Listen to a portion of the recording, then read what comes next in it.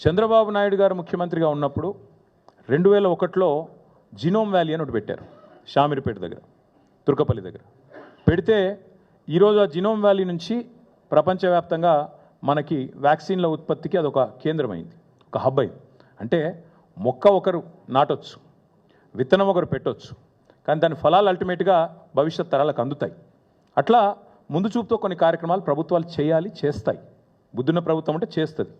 మేము కూడా ఏమనుకున్నామంటే తెలంగాణలో కేసీఆర్ గారి నాయకత్వంలో ఆటోమొబైల్ మరియు ఈ రెన్యూవబుల్ ఎనర్జీ ఎలక్ట్రిక్ వెహికల్స్ దీనికి తెలంగాణ భారతదేశంలోనే కేంద్రంగా ఉండాలి అనే ఎజెండాతో ప్రయత్నాలు ప్రారంభించే క్రమంలో స్టడీ చేశాం.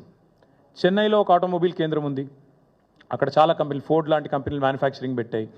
అట్లాగే పూణేలో కొన్ని ఆటోమొబైల్ పార్ట్స్ తయారు చేసే కంపెనీలంతా కూడా అక్కడ ఉన్నాయి.